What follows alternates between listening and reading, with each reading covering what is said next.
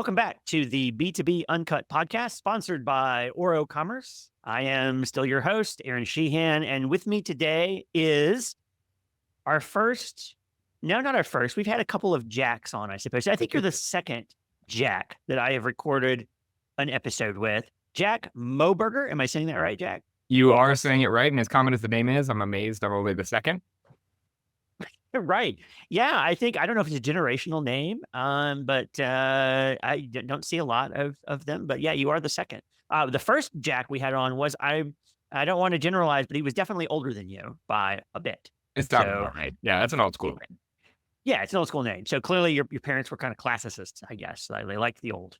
Well, Moberger's so long, it's 3 syllables. So my two brothers and I ended up being Jack, Ty, and Chad, all full names, because that just seemed like a lot to spell, I think, for like a little kid. Yeah, that's a really well thought out. That's a good strategy.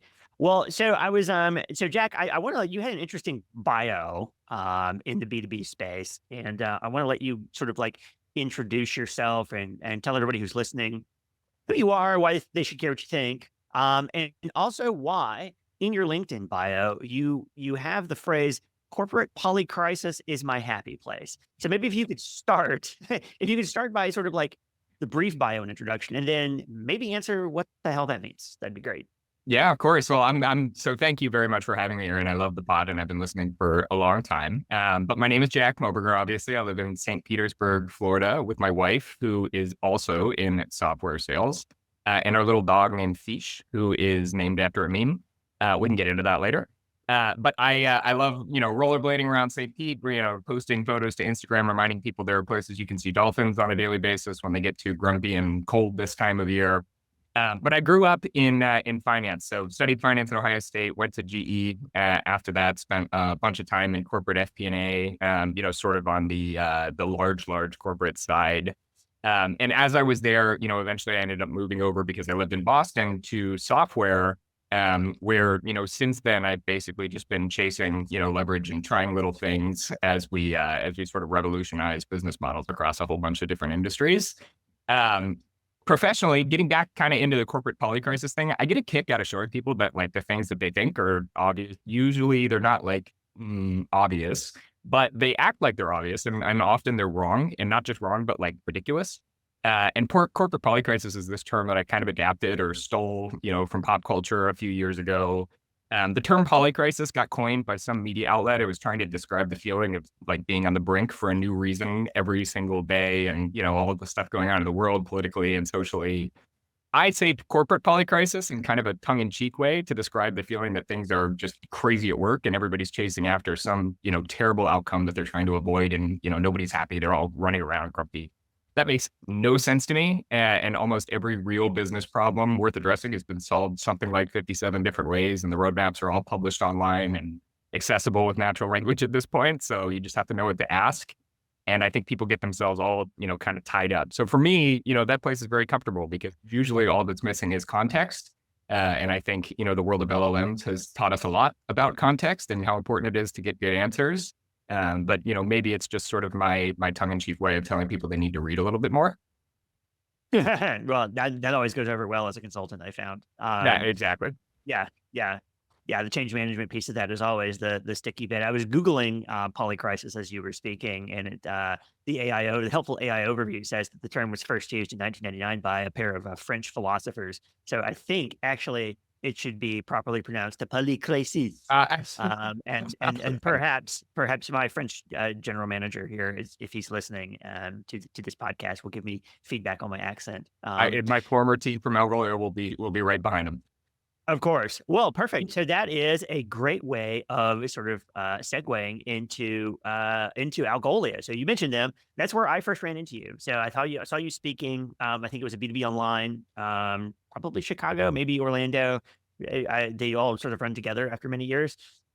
You were sort of titled a B2B practice leader at Algolia, and you were talking about, I believe, product search and discovery, as you might expect from Algolia. For anyone listening who's not familiar, is a French-based search and discovery vendor that's been in the space for a long time. I mean, I know I implemented Algolia 10 years ago when I was an engineer. Like it's certainly got the pedigree, but the title that you had, Yeah. B2B practice leader, was really unique to me in search and discovery vendors. And we had a previous guest on, Jason Hine, who had a kind of a similar sort of title at and role at Bloomreach. But you've both, since he's not there anymore, you're not there anymore. And that title was not, as nearly as I can tell, backfilled by somebody else, although I could absolutely be wrong about that. So I am super curious, like, what is it about B2B that is so difficult for search and discovery vendors? Why don't more companies keep a sustained focus on this area? And maybe talk a little bit about what B2B practice lead meant in practicality for you at Algolia.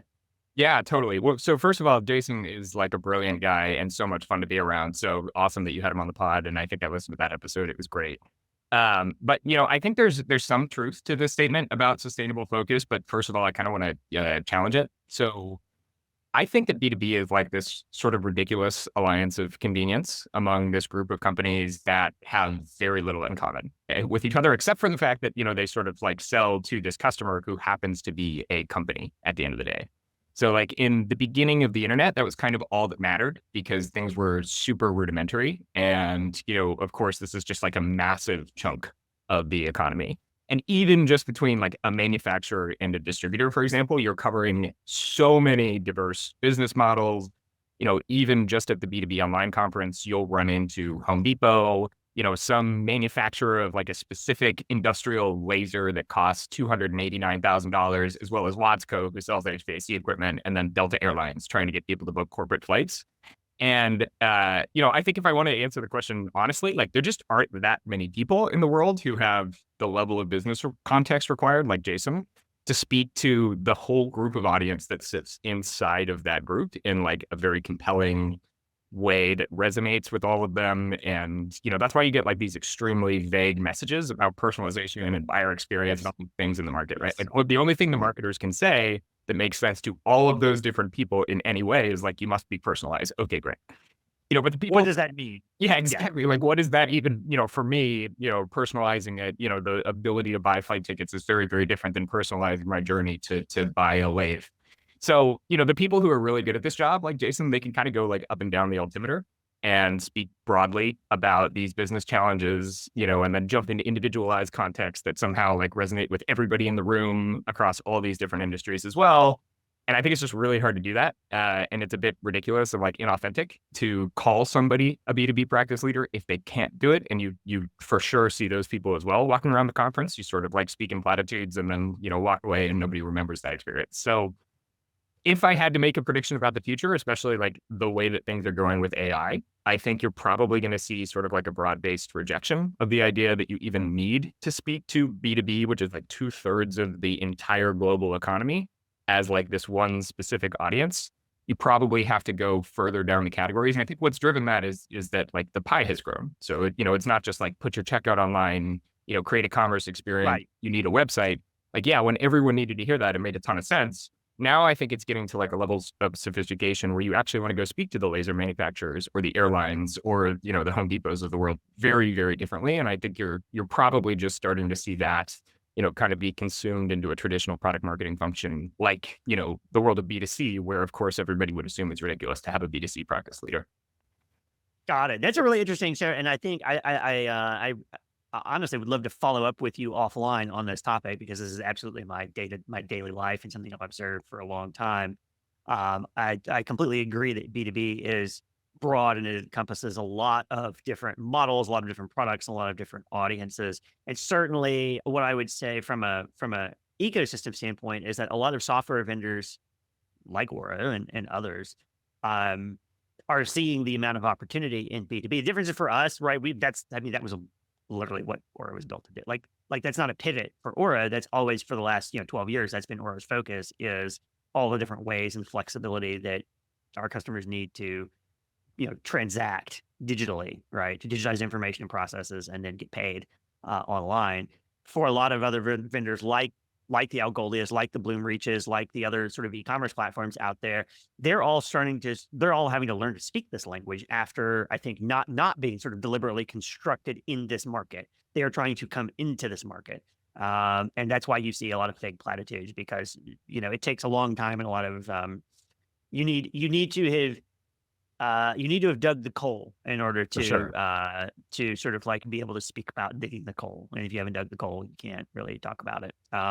That's interesting and worth a longer conversation. So, um, you know, I, uh, I really appreciate that explanation though, because I think it goes some way to describing the current landscape of what B2B is. Because I've had conjecture now for a while that most of the people who listen to this podcast, and I'd be really interested in comments and email from people who are listening, don't necessarily think of themselves as being part of a group of B2B Exactly. fingers.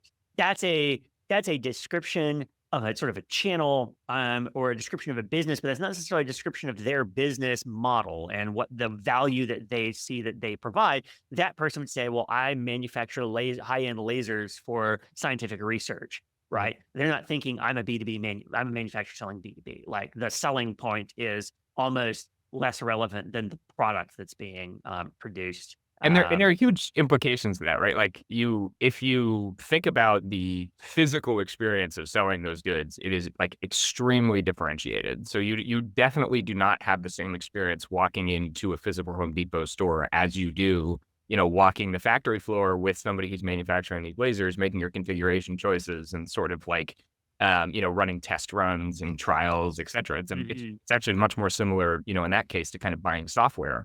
And so, I think you're just going to see that the online experience starts to catch up now that everybody's got, a site, a form, and an ability to check out conveniently online.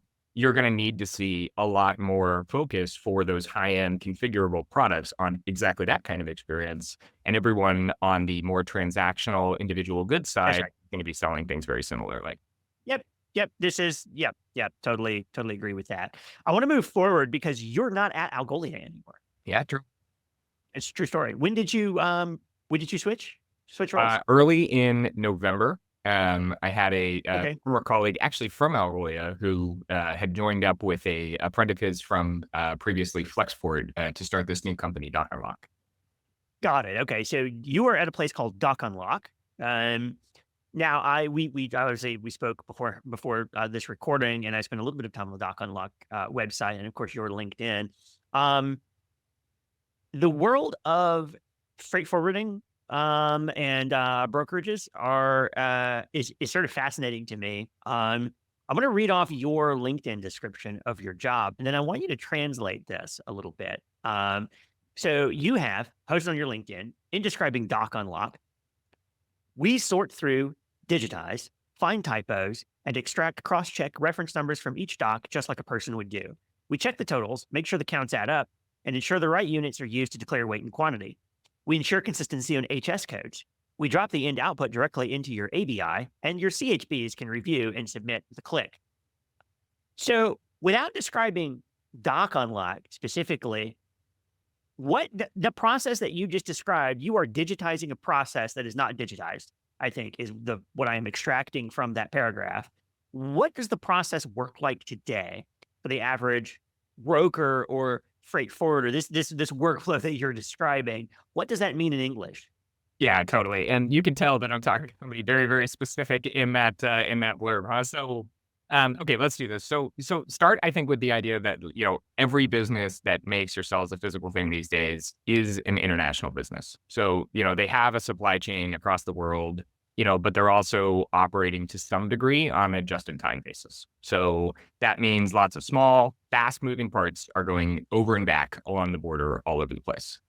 So our audience can probably really feel this distinction because, they're familiar with the distribution model. So, in the old world of customs, you do demand planning, then you import things in bulk wholesale, you stick it in a warehouse, and then you sell it for profit, to a bunch of people in the US and you start over and you do it again.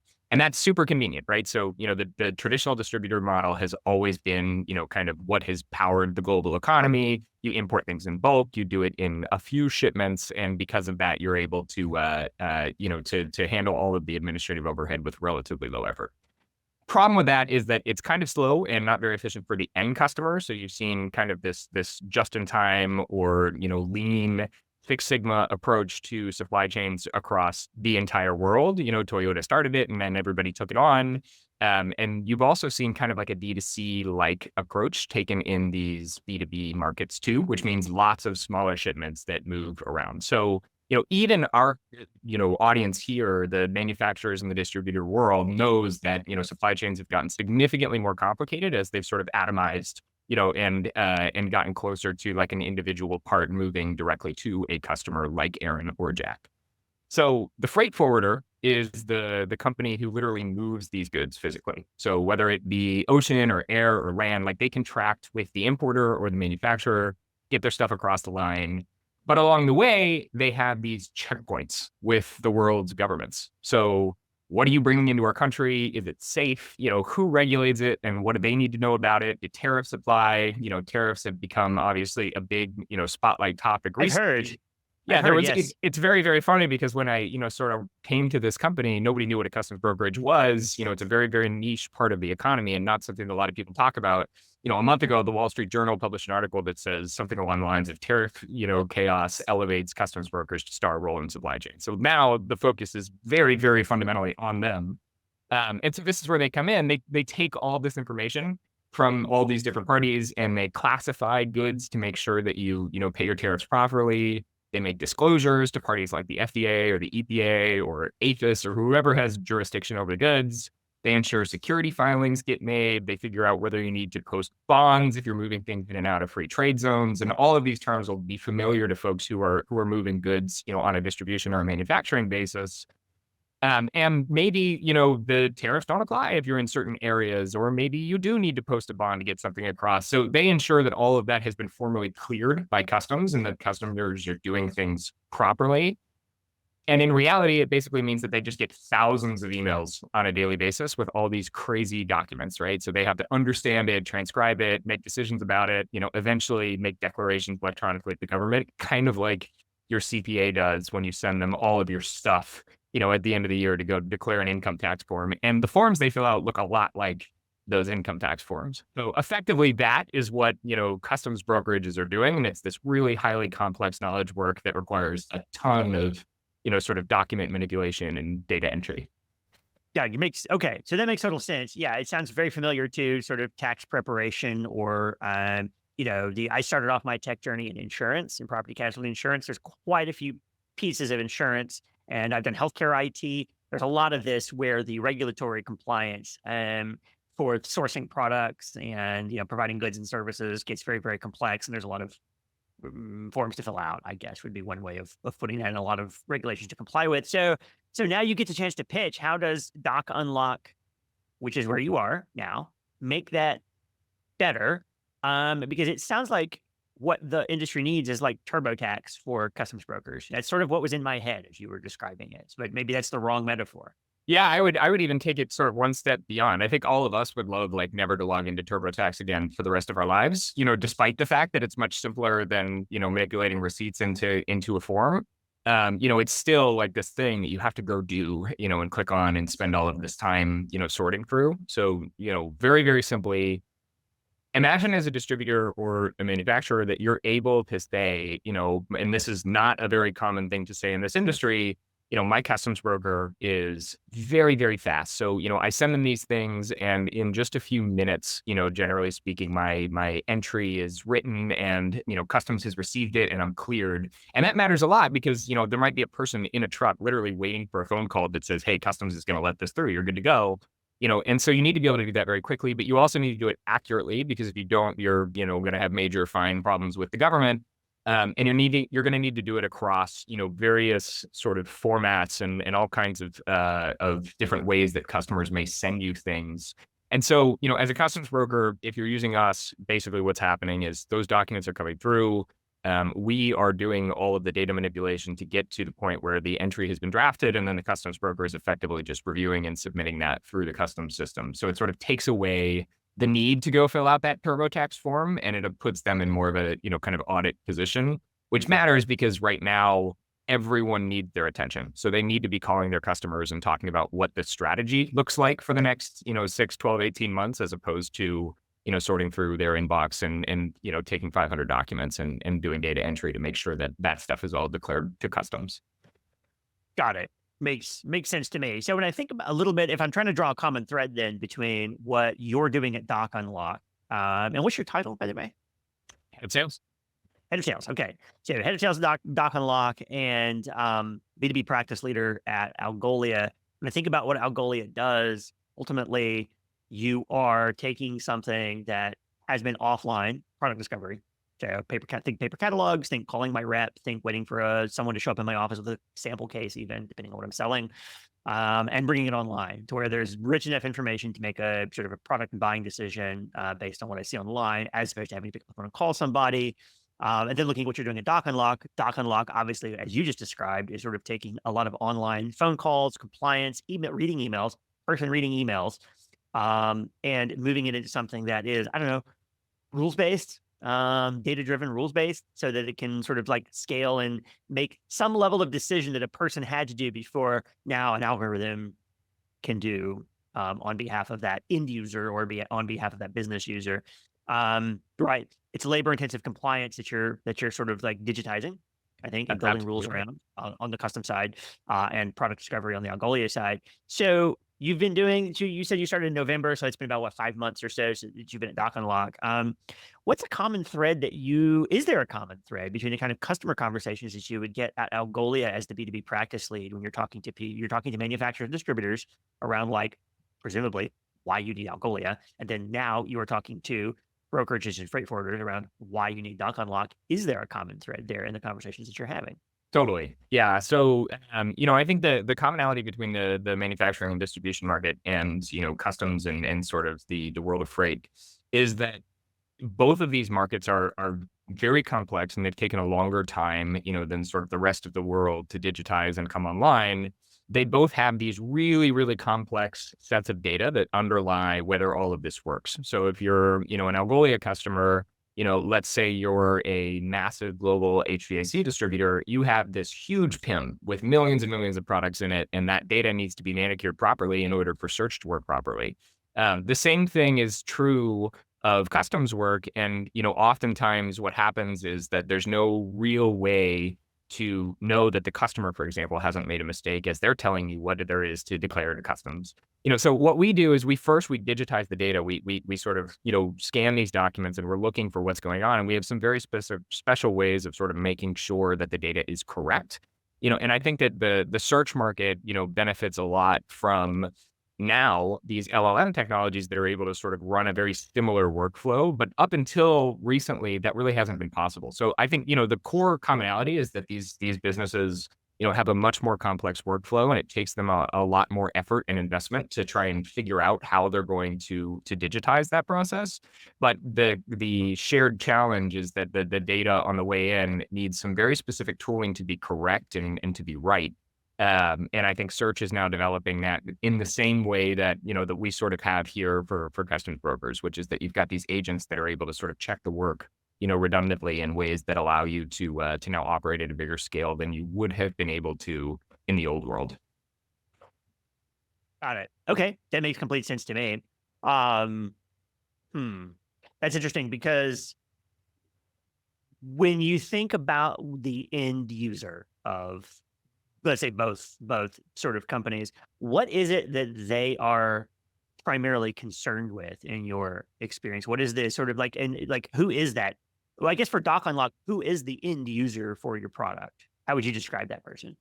Yeah. So the DocUnlock product is really trying to complete a workflow. So, there's this, I think, generation of companies that is growing up right now. And one of the reasons that I sort of made this jump is that what DocUnlock is trying to do isn't necessarily get more people to log into DocUnlock. What DocUnlock is trying to do is actually, do the work properly in order to make it much, much more efficient for customs brokers to operate as an entity.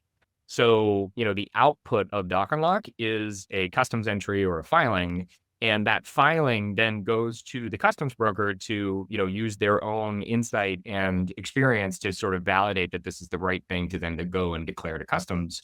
But along the way, they've saved 98% of the time and effort to do that. And I don't think there are that many parallels outside of very recently formed companies the last couple of years exclusively, because this level of sort of knowledge work automation wasn't really possible until we had, sort of the latest vintage of AI and LLM, companies and technologies available to actually process some of the softer side of those rules and make decisions as they needed to. So, for me, I think the end user of DocUnlock is more of like an end beneficiary. I've sort of removed work from a process and made it much more efficient. And then as a result of that, much more work can be done. And so these firms can grow on a totally different cost basis than they would have previously. It's interesting. I might push back a little bit on that. I mean, I think I think it's fair to say I'm older, but by the volume of gray hair in my beard, and there's definitely been a lot of companies promising at least some level of technology business process outsourcing, you might say, which is I'm going to deploy this suite of software tools and it is going to, you know, now with a lot less autonomy, I think, than the current generation of LLMs, to be absolutely fair to your statement. But through a bunch of nested if statements, I'm going to make decisions about a body of structured, data, and we're going to do things with it. And it's going to automate what was a person sort of like pulling a lever or pushing a button or like making some kind of like real time decision. I don't know that it's necessarily different. The digitization of human decision making has been going on, I think, for a long time. Sometimes it's a pneumatic tube, pushing a lever. Sometimes it's like I said, it's an if statement. What's I think different and new about this current generation of companies is there's a lot less domain specific knowledge that needs to go into developing the technology than there used to be because the LLMs are capable of understanding natural language to a degree that you had very highly specialized digital systems that were trying to solve this problem, like taking text, let's say, digitizing the text, feeding it into some kind of machine that then does something with it based on the text. We've had OCR for a long time. We've had a lot of technologies. I think for me, it's the ability of the LLMs to enable these products to be deployed and adopted very quickly. There's just a lot less proprietary, um, I guess, handling that goes into seeing the value. You can get to value much quicker now than you could, I think, even 5 years ago. But in general, yeah, I totally agree with you. And I think this trend is going to accelerate. We will get to some futurism questions in a moment, I Yeah, think. the one place where I would sort of, where I might push on that is that the number of cases that you needed to code specifically into sort of the older school of products that you're talking about sort of obviated the problem. Like it just became impossible to deal with the full Yes. number of eventualities in those kinds of workflows. And so if there's one kind of core change that I think really like created a much more powerful set of companies with this technology, it's that it actually it's the genericism of it. It's that it sort of can think like a human in some cases, so to speak, where you're able to look at a document that is not exactly like that other document, but you know that this and this are the same thing, and you know how to check that that is correct. And I think, if you had to actually go through and create the, if then or, statements for all of the hundreds of thousands of ways That's right. stuff could work, That's right. you simply wouldn't be able to. I agree with that. I mean, I've been in software for a very long time, and I mean, I've used the Pareto principle, to talk about sort of automation and digitization with my clients for 20 years, and it's the technology. I can create basically rules that handle 80% of your use cases, but 20% of them are going to require a person, basically, because of the fact that like it is an endless series of. It becomes increasingly complex logic that has to be hand coded and then maintained to handle the corner cases, and there's always corner cases. And the flip side of that is 20% of your issues create 80% of your work. And so like I can digitize the easy stuff and the hard stuff. Sorry, can't do anything about that. And what I'm now seeing is, to your point, the ability of an LLM to think like a person, and that 80/20, where like, okay, the machine can handle 80% of the use cases. It becomes 85, 90, 95%. It'll probably never be 100 because we have infinite diversity and infinite combinations as a species, and we create unique ways to screw things up all the time. Yeah, we have But forming annoying habits slash productive habit of like forming new knowledge. But I will say that I think there's also a reason for, and this is something that I think a lot of folks can benefit from understanding. There are certain kinds of workflows where there sort of is a correct answer. And when that's the case, you sort of that's right. allow a more guardrail version of these products. So when you look at what is actually currently moving into these kinds of workflows, it's accounting, it's tax, it's compliance, it's legal, and these workflows have sort of like a verifiably correct answer based on either precedent or regulation or some large body of context that exists out in the world. And I think that is why you're seeing, I think, a lot of focus from AI companies on those sorts of workflows. That's right. I think yeah, that's completely fair. Moving on, I want to switch gears a little bit because you made a comment when we were talking. I think you wrote this actually to me in an email. You said, I'm going to quote. I'm reading a lot of direct quotes from you today. I don't even normally do this for guests, but there was so much there to work with. You said sales isn't going out of business. Think about what software companies went through with free trials and PLG, product-led growth, in the early 2010s. Are there more or fewer AEs now? B2B is doing the same today. They think it's channel risk, but actually it's the biggest, this is fascinating, the biggest telemetry, transparency, and intent signal resolution they've ever seen. Um, I've described myself as professionally ignorant before. I think it's a useful thing in a podcast host. Would you change any of those words? And then what does that mean? I found it really interesting, and I think I know what you mean, but I'm not 100% sure. We haven't talked about it. But when you talk about sort of the future of sales, and you're putting it in a B2B context specifically, you talk about telemetry, transparency, and intent. I know what those words mean individually. What is your whole thesis for this statement? Yeah, I think it's like extremely ironic that as we're dealing with sort of the digitization of B2B businesses, we're also dealing with this really large scale concern that this is somehow competitive with salespeople. And the reason I think it's ironic is because we just did this in software. So, in 2010, 2005, you had Salesforce and all of these other companies that were starting to develop a new business model. And that meant that software was going to be sold online instead of on the golf course. And, it was going to be sold on a subscription basis instead of on a, giant investment basis. And so, then you start having free trials. And so the buyer can actually go and they can experience the product themselves. And everybody's thinking, oh my God, there's not going to be any more salespeople. People are going to sign up for these products. They're going to buy them themselves, even for big purchases. It's just, I really need to oppose this if I want any kind of career longevity. Now, flash forward and you have exactly the same conversation happening in the room between like the VP of marketing and the VP of sales at these big manufacturing companies where, the VP of marketing wants to put everything online. The VP of sales goes, well, then what's the point, sort of my people.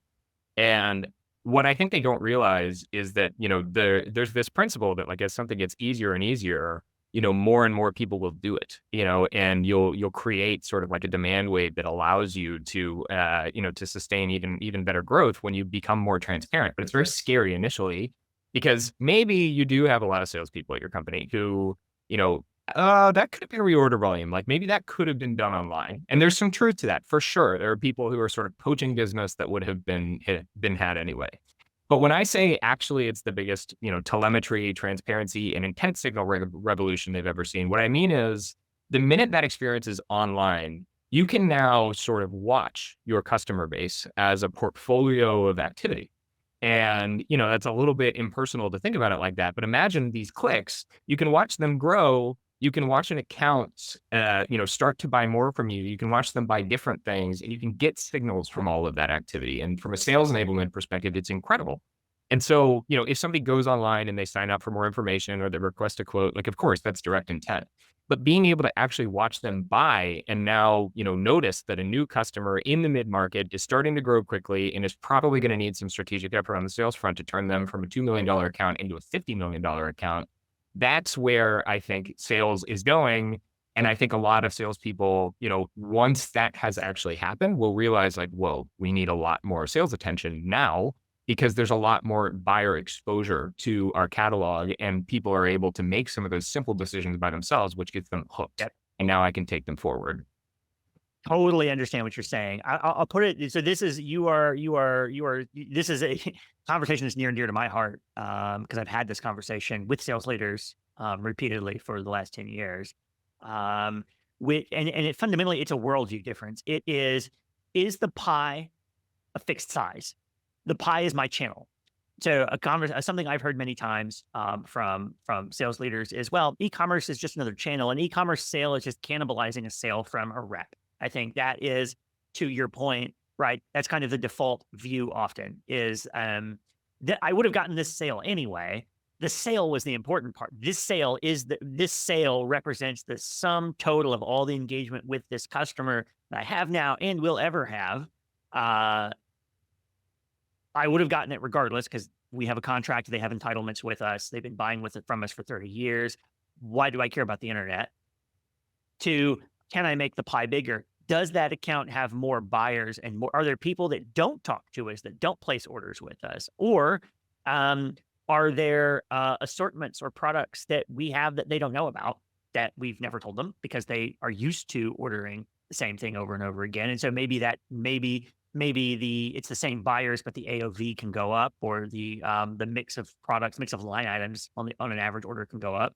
And then there's also the sort of self-service aspects of this, which is what happens when that customer wants to order on a weekend and your rep isn't there sitting in front of the AS400 that is your ERP, ready to type it in.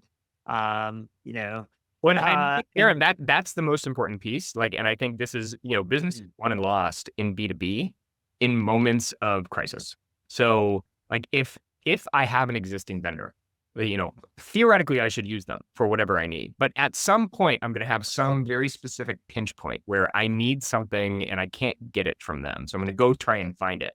If you actually think about the 28-year-old or the 34-year-old sitting behind that computer who's going to need to be doing that because they need to go order something very, very urgently, they are going to try and find it online. And I think a lot of these salespeople don't really think about the rooms they're not in, which is that person goes to your website. They can't find pricing. They can't yeah, find catalog. They just don't order it. They go somewhere else, and that customer or that provider now has an opportunity to win their business because that purchase has now been made. The intent signal is there, and that account might be open to switching, but they never talk to you because they couldn't do that transaction they needed, at 8 p.m. on a Friday so that they could make launch next week. that's right. That's exactly right. And flipping it back around also too, I know this because we are in the platform business. And so we have a lot of features built into our platform that provide data on that user intent and that user journey. We can tell you what pages someone has clicked on inside of a particular account. We can tell you what quotes they've started. We can tell you what they've added to cart, but not, started an order for. We can tell you like how often they've logged in and all the rest of how many users they're adding. And all that information is available with our platform. And I wonder sometimes how much of it gets used or looked at, because that requires a sort of a cultural change in a lot of companies, or it requires a view of the business as not one fixed pie that is my job is the same series of processes that I have engaged in every day for the last 20 years. And then like money comes out and I get a piece of it. Like that's a normal sort of like manufacturer, distributor, AE mentality. I And think that it that is shouldn't be. so important what you just said, like, because, and I think this is something that not enough people understand. Like the little quippy line is if your e-commerce team is not sitting in your sales forecast meeting, you have a problem. And I think that specific activity of reviewing the actual demand and showing it as a sales enablement tool, same thing with your search team. Your search team should sit in your sales forecasting meeting. This account's doing this. This is growing. Here are the changes. These are the terms. This is what's going on. Here's how we're merchandising this. This account, we're going to start to bump up because we've noticed that they've started ordering this new kind of part. And so we're going to change the merchandising outcomes for this $50 million account because that's a business in and of itself. And I think the salespeople in the e-commerce teams, they sit in different places right now. But what needs to happen is as you're reviewing your business, you want them in the room and you want them pulling levers on the commerce side and you want them sharing insight with the salespeople so that we can go, hey, we've got a 20% gap to number this quarter, but we've got these 7 accounts that are showing real potential in terms of their commerce growth. Who's going to call them this week? Let's talk about it. Yeah, that's exactly right. And this is a conversation we have quite often. And it can be a little disheartening, for many years I've had these kinds of like personalization type features as line items on RFPs for manufacturing distribution, which is, well, does your platform do this, or will your services, can you enable this for me? And we're like, yes, yes, yes. It's not, the technology has grown faster than typically the business's ability to implement and learn from the technology, and that is maybe shifting, and that is maybe the biggest shift of the last few years, is more digitally native people are walking into that job understanding what technology is capable of doing, as opposed to needing to be educated in their spare time about what technology is capable of doing, and not just capable of automating, but capable of teaching. I think that wasn't there before. I know we're short on time here. I want to get through the last sort of like a couple of questions here. Um, you don't describe yourself as a futurist, but I think it's fair to say you've made some sort of futurist adjacent observations around digitization and AI and LLMs. Um, I want to sort of like pick your brain on a couple of predictions. We love predictions here. We try not to make them ourselves because we can be held accountable to them, and I don't want that. If I wanted accountability, I wouldn't be in marketing and hosting a podcast. But there's been a lot of sort of like activity around tariffs announced in the last few days. You mentioned this. I think I chuckled. I'm kind of curious in general, what does this mean for brokers and freight forwarders, and how is DocUnlock preparing for that? Because you mentioned, the Wall Street Journal article comes out suddenly. Being a broker is like being the belle of the ball. So I'm assuming that's good for you or not, or maybe don't phrase it in terms of like what's good for DocUnlock and not good for DocUnlock, but in general, what is your prediction for the world of brokerages going forward in the next like year under the current regime? Yeah. So if I zoom it out, the actual businesses that everyone is serving are the most important here. So who's moving goods? How often are they moving goods? And is the economy, sort of driving? So in one way, what's happening right now, could be considered sort of bad for them, because when you've got an uncertain environment and when you're not sure what's going to happen, it's very, very difficult to make investments. So over the course of the next couple months, quarters, maybe years, what we're going to see is a huge amount of noise coming from an administration that uses that as a tool, and a huge amount of reaction coming from all of the businesses who are just trying to operate and move things across the border. For freight forwarders, life gets way more complicated, because I may need to start using new, countries to supply goods, which means that I'm going to go ask my freight forwarder to adjust my supply chain so that I can go and get things from that place. I might need to move things into free trade zones and out of free trade zones. It's just more complex to operate in an environment where you're trying to avoid some punitive thing that may be imposed on your business. Customs brokers have become significantly more important, but even they, don't necessarily want this level of chaos, because what it means for their customers is they import less. I mean, at the end of the day, if you import or export less, everybody involved in import and export makes less money.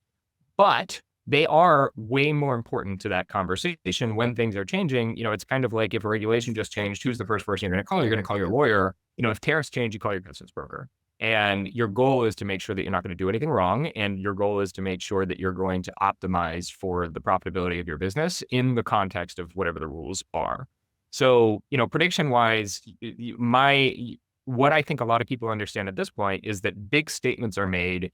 They are walked back to some extent, to the extent that there are some level of concessions made from the other side. So just, as apolitically as possible, we're going to come out with a big point of view, and we're going to wait for, some level of coming to the middle from the other side, at which point, some amount of that statement is going to be retracted depending on how happy we are with the outcome we've received from that other country.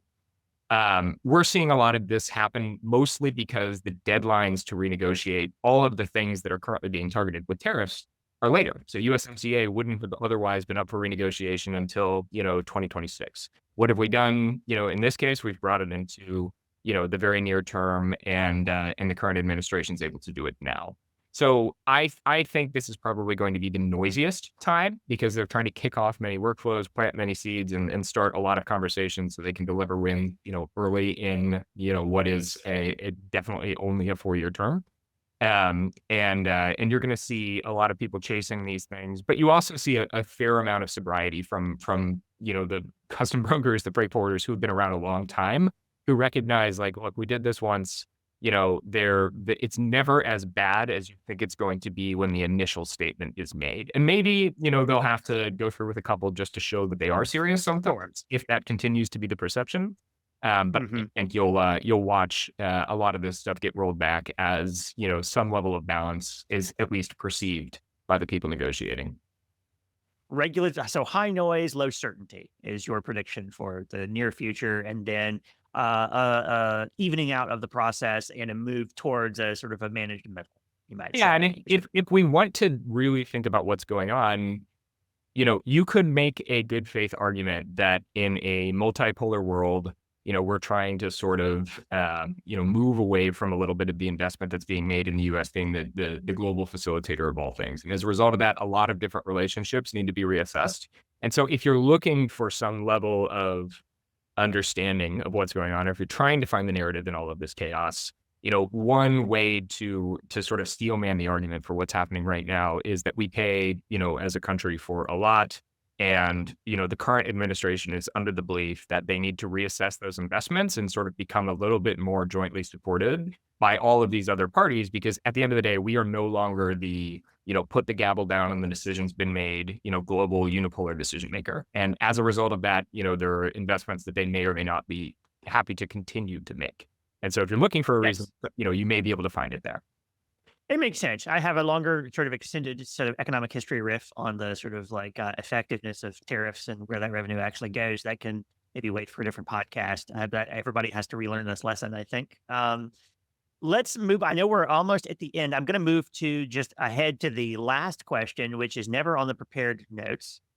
Which, if you've been listening to the podcast, you know what question I'm going to ask you, which is name a piece of media that you've watched, read, consumed in some way in the last few months that stood out to you that you would recommend to our guests. It does not have to be customs brokerage related. In fact, probably I wouldn't believe you if you said that it was. Is it a Netflix original? Is it a podcast? Is it a magazine? Is it a book? A particularly good article? Whatever you name it. What's something that Jack is enjoying right now? Yeah, so I have listened to the podcast many times, and I'll give you two just because I'll give you a business focus and a personal focus. So Perfect. business focus, there's this lesser technology podcast that I don't think gets enough attention. It's called BG2. It's Brad Gurley and Bill Gurley and Brad Gerstner, who are maybe a bit more of a sort of sober approach to discussing what's going on in the world of sort of technology, AI. They are both investors. There's nothing inflammatory about it. What they do is they talk about what's going on in the world, and they are absolutely direct participants. And I have listened to probably every single episode of that podcast since it came out, and I have always found it to be extremely illuminative of what is actually going on, which I very much appreciate. So that's one that I don't think gets enough love. And then on the personal side, I just reread the Three Body Problem series, which is a three-part, incredible work of fiction that I think is one of the best books out there. The first book has a description of a computer that is, sort of written as if people are operating with flags. And I think that, for most people, it'll be the first time you really understand how a computer works, but it's also just a beautifully done metaphor. Netflix made a series about it, which was fine, but I think the books are just exceptionally good. Fantastic. Yes, that is an excellent series. The excellent series of books. I've started the Netflix show. I have only watched first couple of episodes. I have to be in a particular frame of mind to sort of like sit through that. It's not the most sort of like it's not what you sit down and watch or read at the end of the day when you're looking to relax and That's no, feel that's my good. required. It requires and it produces some emotional responses, I would say. But yeah, both very good. So BG2, I was looking at this while you were saying it. BG2pod.com. We'll put that in the show notes as well as Three Body Problem. Maybe the link to the books, as well as if you get an Amazon affiliate code, Jack, now's the time to pass it on so you get credit for all No, sales. no, that's By fine. Let them I want to say that this podcast moves product. I don't know that we do. We haven't started asking for sponsorships yet from the outside world, but like if you want to go that route, we can certainly make something happen. Jack, I really appreciate your time. This was a fascinating conversation. I have a feeling we could have gone for considerably longer on a lot of other different topics. Maybe we'll have you back at some point to follow up on some of these. But really appreciate your time. Thank you for joining us. And enjoy the rest of sunny, beautiful St. Pete, Tampa. And this is a beautiful time of year to be there. Awesome. Thank you very much, Aaron. Yes, it is moved to St. Pete. There are places where you can feed dolphins on a daily basis. This is one of them, and it's much happier than the Northeast. So get on down here. Yes, highly recommend. Thanks so much. Thanks, Aaron.